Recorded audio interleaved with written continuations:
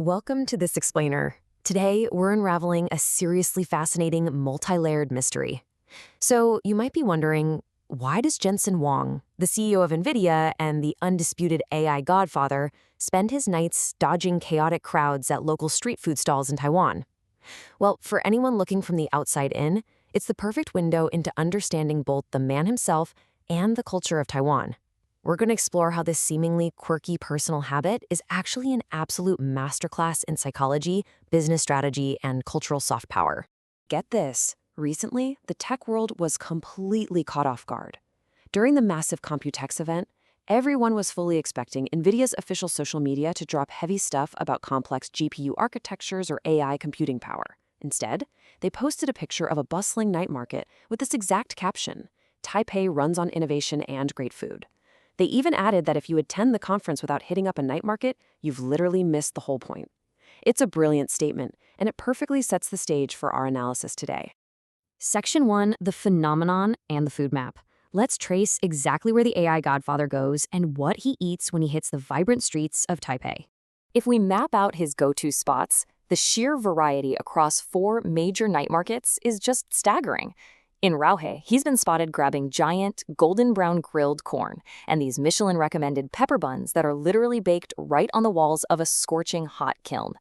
Over in Ningxia, it's classic oyster omelets and massive bowls of douhua, tofu pudding. He famously dropped 5,000 new Taiwan dollars there just to treat the entire line of waiting customers. In Lanning, he favors traditional Southern-style boiled rice dumplings. And finally, in Lingjiang, he always makes time for a humble, fresh fruit stand that netizens now jokingly call the trillion-dollar fruit stand. Now, if you're a foreigner planning a trip to Taiwan to see what all this hype is about, you might think eating like a billionaire tech CEO is going to cost a fortune, right? No way. In reality, you only need an estimated budget of about 300 to 600 new Taiwan dollars per person, which is roughly just 10 to 20 US dollars. The local strategy here is brilliant. Eat small, diverse portions, share with your friends as you wander from stall to stall, and finish the whole shebang off with some fresh mangoes or guava dusted with plum powder. But all of this really brings us to a compelling question. Why does a billionaire, someone who could easily dine exclusively in private, air-conditioned, high-end VIP restaurants every single night, keep coming back to these chaotic, hot, and incredibly crowded spaces? Which brings us to our next section, the psychological secret. To really answer that question, we have to peel back a surprisingly dark layer of his past. According to a psychiatrist who analyzed this behavior, the obsession actually goes back decades. When Jensen Huang was just 4.5 years old, his parents took him to a night market. And while he was standing near a stall where someone was washing knives, he suffered a severe cut to his face from a sharp blade. The incident left a deep, visible scar and, honestly, a profound psychological impact. I mean, for a 4-year-old to remember those specific details, the fear and trauma must have been absolutely immense. So the crucial point here is a psychological concept known as repetitive compulsion. Instead of avoiding night markets forever, which, let's be honest, is exactly what most of us would do after being slashed by a knife as a toddler, his frequent visits might be a textbook example of actively confronting the site of his childhood trauma.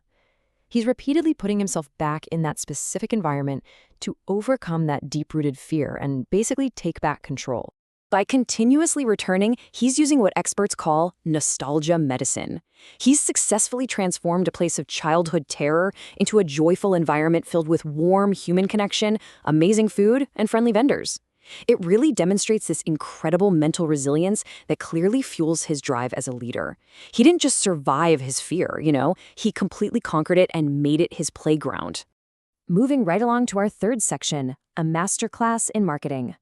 Let's see how this intense psychological resilience brilliantly translates into a highly calculated corporate strategy. Because make no mistake, this isn't just about grabbing a late-night snack. Investment bankers and analysts view his behavior through a fascinating dual-lens strategy. On the consumer side, the B2C side, his night market strolls act just like a politician sweeping the streets during an election. He's taking photos, he's signing autographs, he's generating massive public popularity, which proves to the market that his personal brand and stock are soaring. Meanwhile, his B2B, or business-to-business strategy, is happening entirely behind closed doors at traditional Taiwanese restaurants. That's where he hosts these private dinners to lock in relationships with the crucial bosses of his supply chain. The end result of this two-pronged approach is a totally immersive marketing experience. He's utilizing the local ecosystem to build what analysts are calling a massive, spicy Taiwanese tech fleet.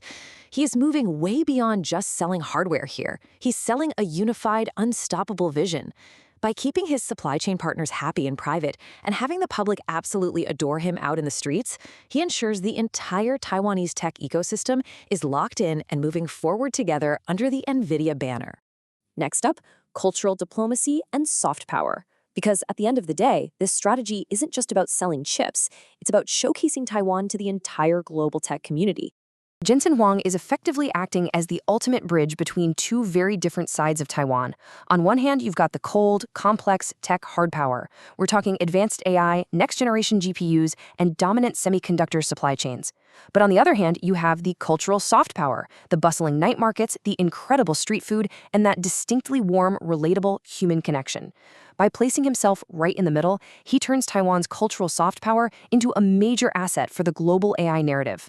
This sends a massive message to all those global tech executives flying in from around the world. It shows them that Taipei is a city of high tolerance and a really rich lifestyle. It proves that Taiwan's true strength lies in this perfect balance: relentless, world-changing technological innovation by day and incredible healing food by night. It kind of strips away all the intimidating, cold nature of AI and replaces it with something everyone understands: the universal language of a good meal. Finally, let's look at the future of Taiwan's night markets. So what exactly does the future hold for these vibrant street markets that have suddenly captivated the world's attention?